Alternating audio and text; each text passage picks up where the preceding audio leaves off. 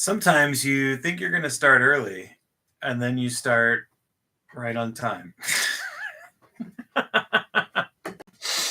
So, just checking to make sure everyone can hear me at the beginning instead of waiting too long, knowing there's a delay.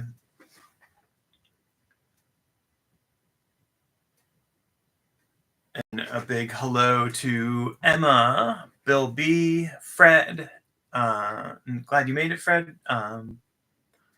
Brian Sweeney. Bonjour, Paul. Hello, Annalisa. All right, loud and clear. Good. Did I actually say hello to everybody? I've said hello to everyone who's spoken in chat so far. I think there's more folks, or YouTube thinks more folks are viewing than have spoken in chat. There's Jeff McPhee. I will cease all worries.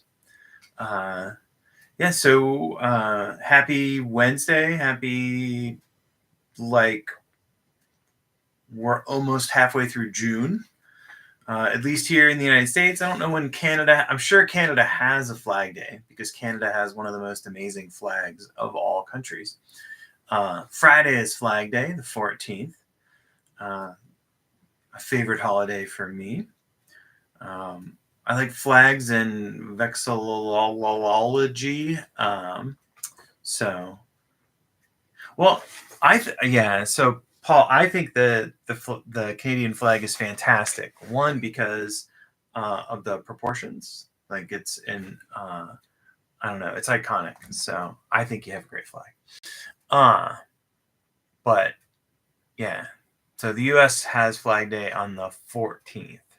I kind of assume that's a general holiday, but hey, Lynn, welcome. Hello. Hopefully the future is treating you well. All right, so I've got my phone off of... Yeah, I guess that's the question of the day. Does Canada have a holiday called Flag Day? I just assumed that you did, but yes, that's true. You did only get that flag in 1964. And before that, you had flags that didn't meet the standards for outstanding design. So like having seals and things that are hard to draw, those are usually quite difficult. So, okay. Thank you, Emma. Yes, you're right, Paul. It is the British ensign was what you had prior to that. If folks, there's a YouTuber named CGP Gray, and he does really cool animator videos on flags, and he rates flags. So yeah, and I think he's done all of the states, and in the United States tend to have, like, a lot of them have real stinkers for flags. But anyway, and I should be there on Sunday. Sunday is as planned on the Do Nothing Project. So nothing of note to mention there. I think that's pretty much it. I'm in the middle of trying to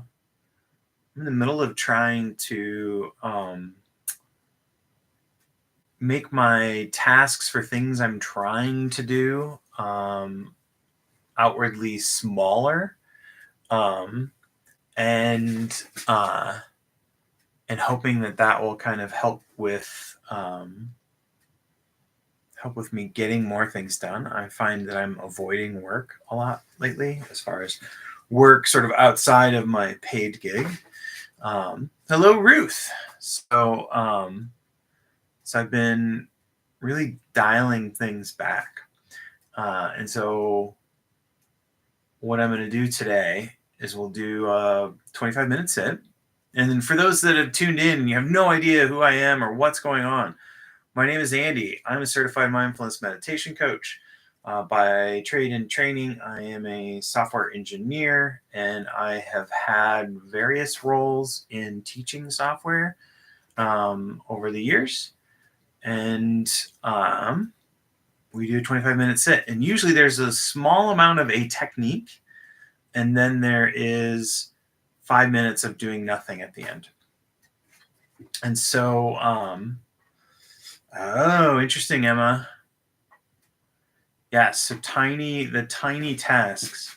So right now I find, Jeff, the 15-minute timer. So I've got the actual tomato timer, hence the name Pomodoro. Pomodoro, I guess, is a registered trademark, by the way, Pomodoro technique from Francesco Cirilli, I think, was the creator of that. But yeah, having those tasks really whittled down, a way of thinking about it is that it's so small that it sort of sneaks past a lot of your barriers to starting things. And so that's yes, and when you do the 15-minute technique, often you kind of are like, yeah, I want to keep going, or I want to keep going. So but yeah, I had an app too. I had on my Mac. Hey Brooke, welcome.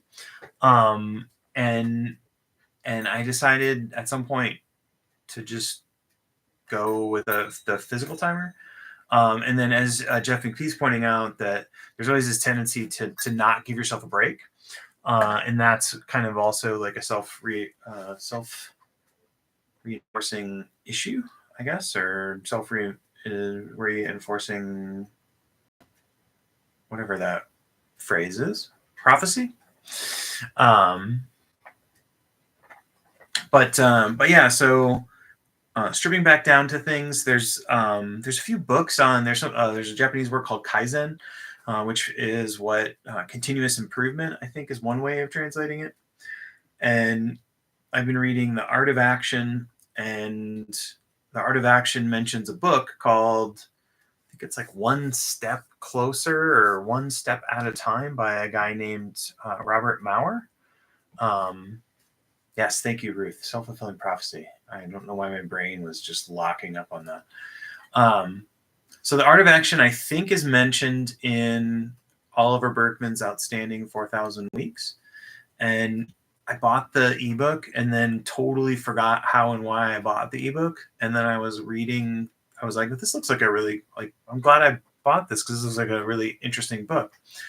And then when I was reading it, when I finally got about maybe 40% through, there was a passage that had been quoted and lifted and mentioned in 4,000 Weeks.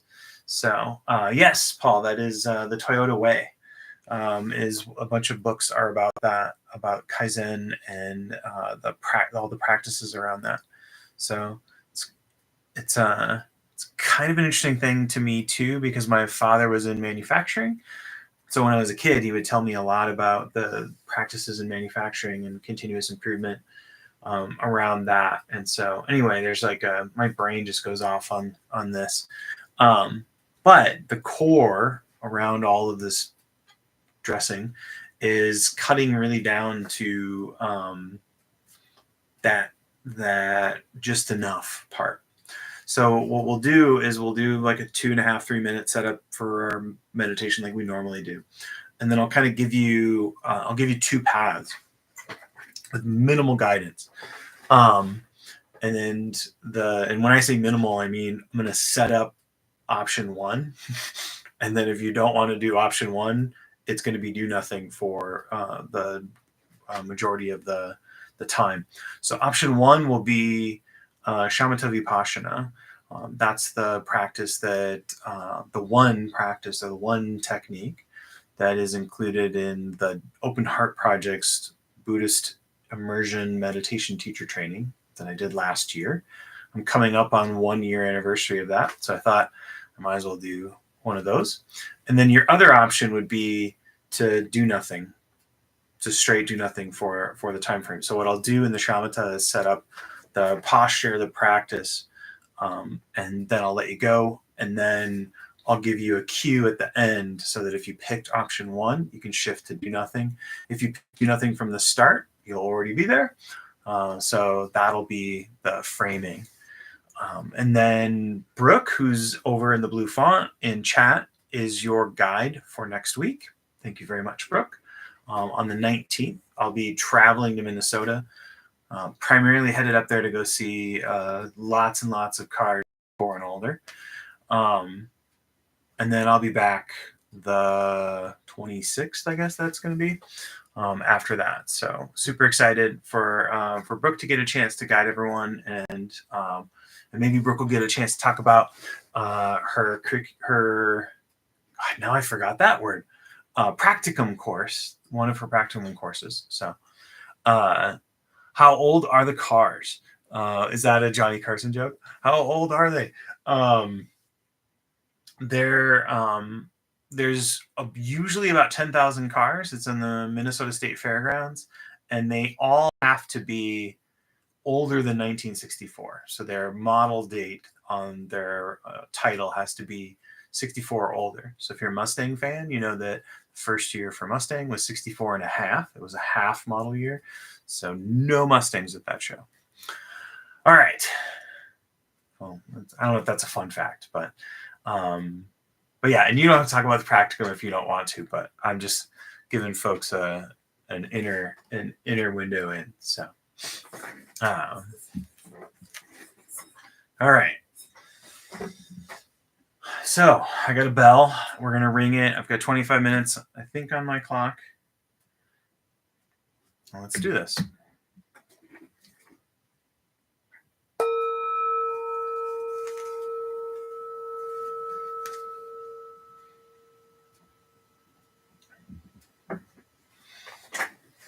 All right. So I'm going to primarily be giving you guidance around sitting in a chair or sitting on a cushion. So both of those are equally spiritual.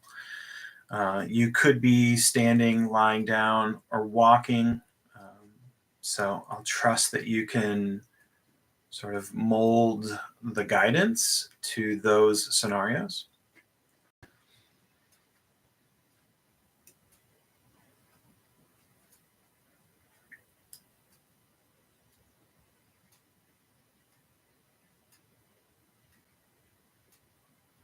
And then just real pause and kind of check in to see what's here already. What are we starting with? Or is there any tension? And we're not trying to like chase it off or shoo it away. Just really kind of getting an idea of what's the inner weather like? What's it like right now? So at the end of the day, maybe you kind of feel like, whew, glad that's over. Or maybe you feel like you're raring to go. Whatever that is, whatever that inner weather is, just knowing what it is so that you have some grace around the rest of the sit. So you know that you're entering the sit with this.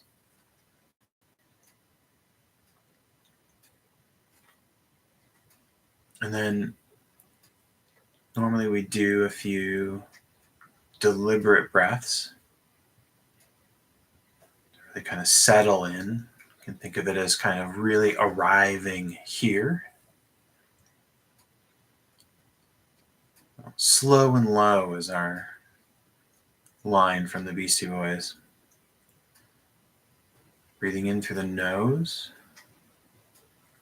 allows us to breathe slowly. And that slow inhale allows us to breathe low into the belly.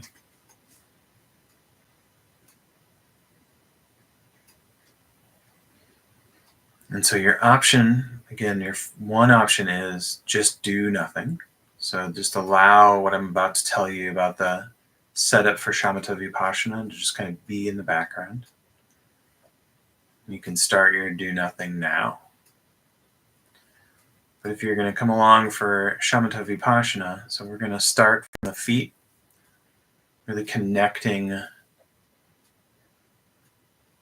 with the base of the body.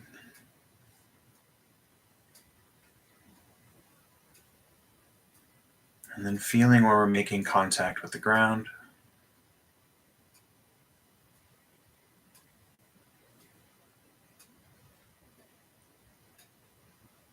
And we're ultimately sitting with our bones, not necessarily our muscles. So it's the structure of our bones that are really kind of setting our posture for us.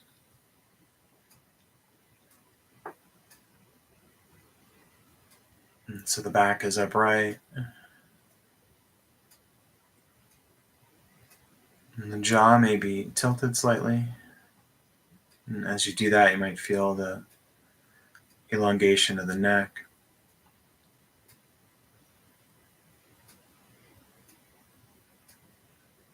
The mouth is closed. Tongue gently to the roof, just above the palate.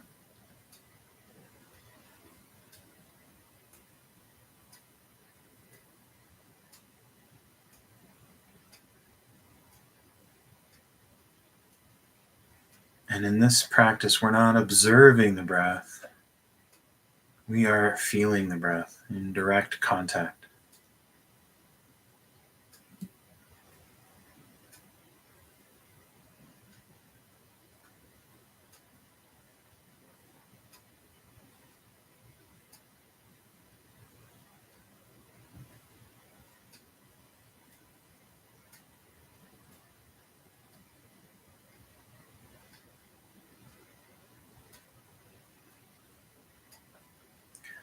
So again, we may be in contact with the breath, and then thoughts kind of pick us up and move us a little bit of a distance from where we're sitting. And then we realize, oh yeah, I've not felt a breath or 2 or 10. And we can bring our attention back to the breath. Again, in direct contact, really being the breath, knowing that we'll get pulled away, come back, pulled away, come back as we need to. And that is really the basic rhythm. So last little note of encouragement is just that you could set yourself up now knowing that you might get pulled away the whole sit, but that back and forth is the dance.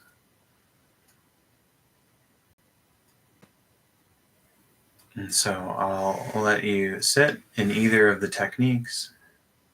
And for those doing Shamatha Vipassana, I'll let you know when you can shift.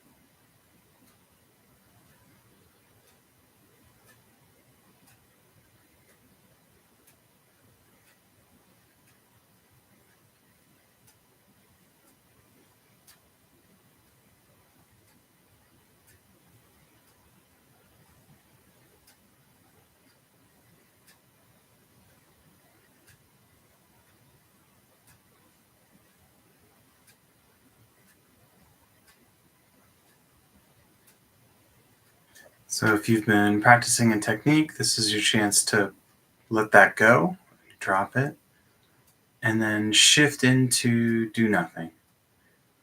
And what are we shifting into? We're shifting into this mode where we're allowing our experience to be however it is. And if we notice an intention to control our attention, we let that go. And if we've done that 2 or 3 times, then that's really not our intention after all. That's really just what consciousness wants to be doing. So this is your opportunity to do nothing.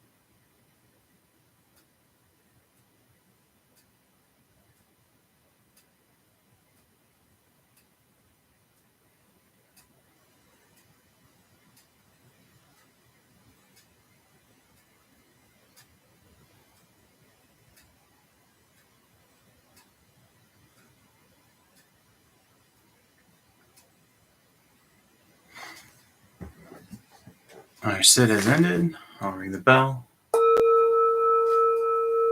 Signal that it is over.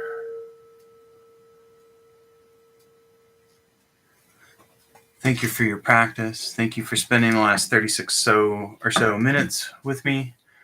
May the fruits of our practice be for the benefit of all beings. May our actions be to benefit all beings. I think that's the Open Heart Project's dedication of merit. I've got it taped up here. Hopefully I've copied it correctly.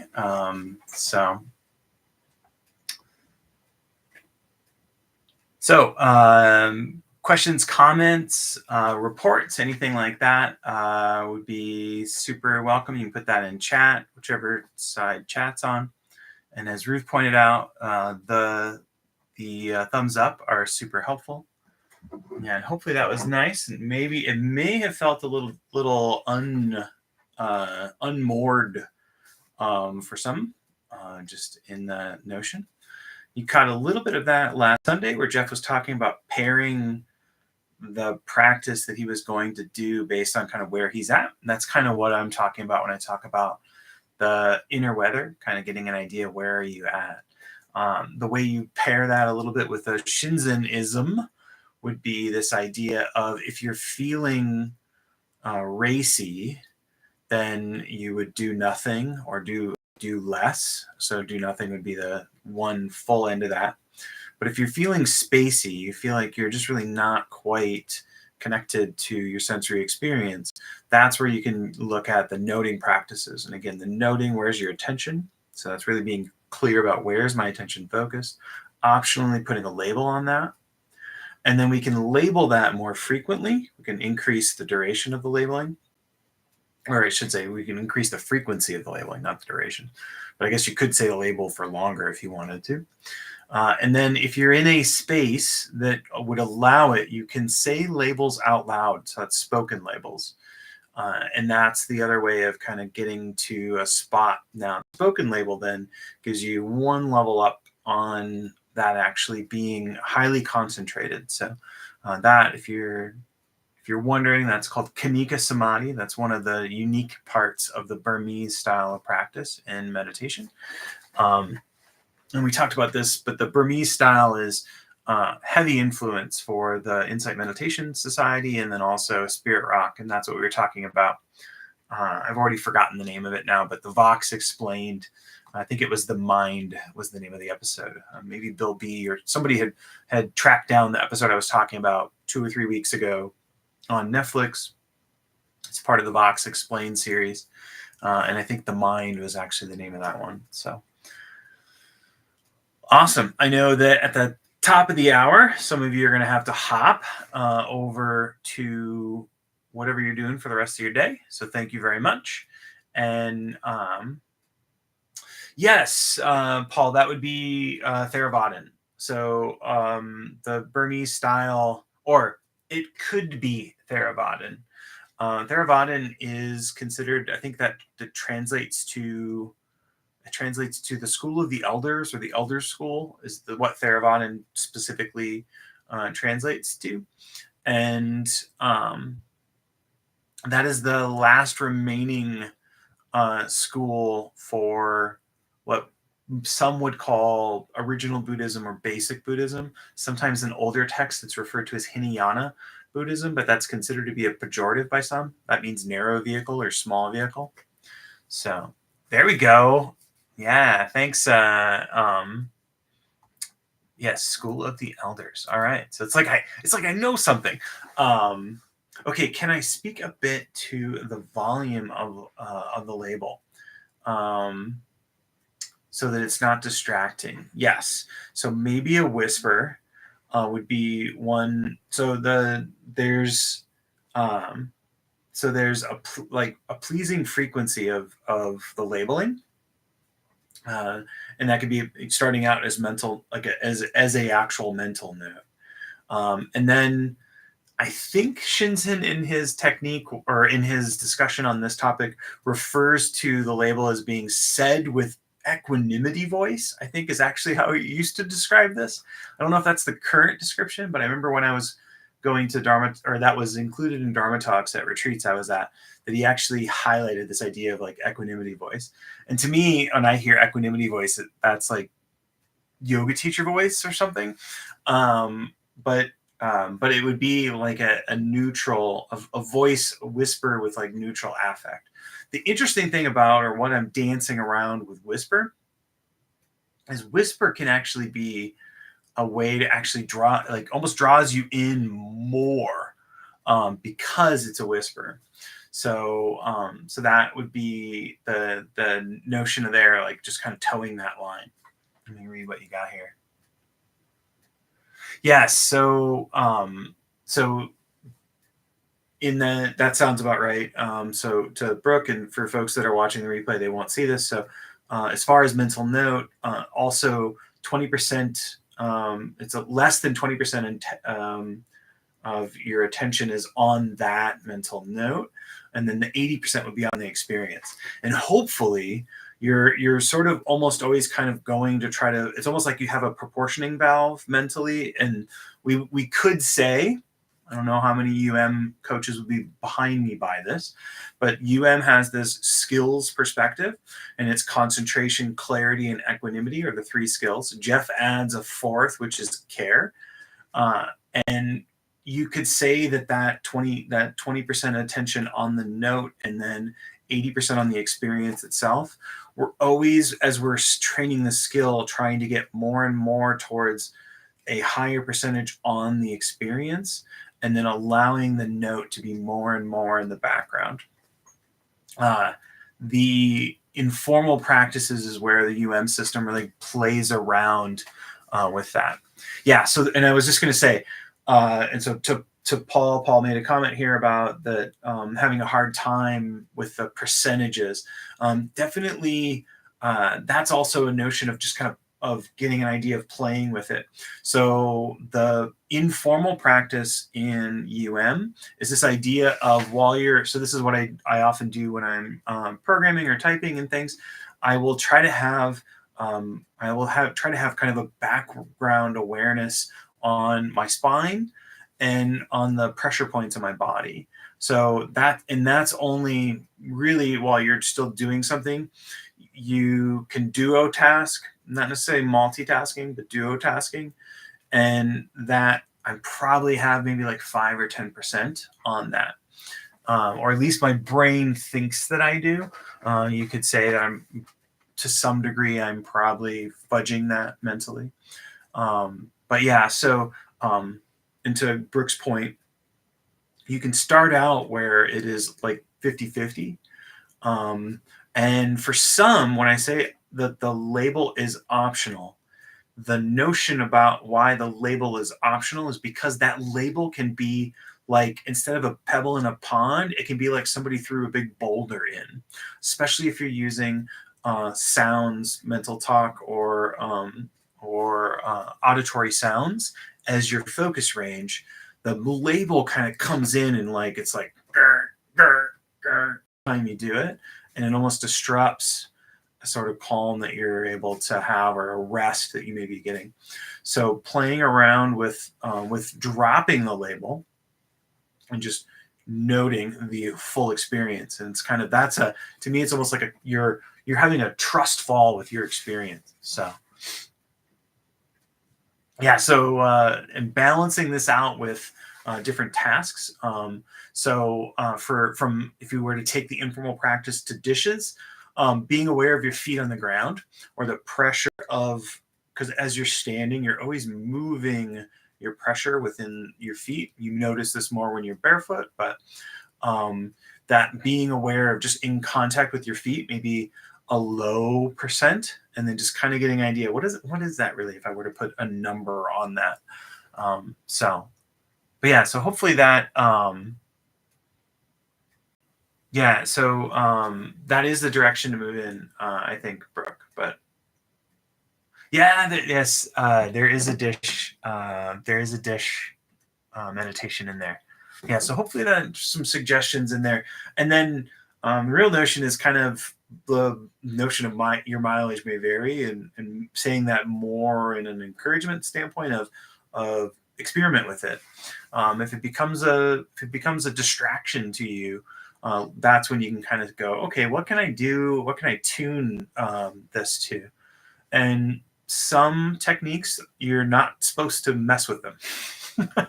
they're they've been through research and development, and like that's one perspective. It's one lens that you can put on there. But for the most part, if you're in the Do Nothing Project or you're part of the Consciousness Explorers Club, there's a lot of spirit of experimentation around all those different pieces. So, yeah, vacuuming is another one too, Jeff, that I could see that. Yeah, so anyway, hopefully, and thank you for the question, Brooke. All right. I hope you have an excellent rest of your Wednesday and the rest of your week. And I'll see folks on Sunday at the Do Nothing Project. And for Lynn and everyone else in the future, keep the future warm and happy for us. And I'll see you not next week, but in 2 weeks. Bye.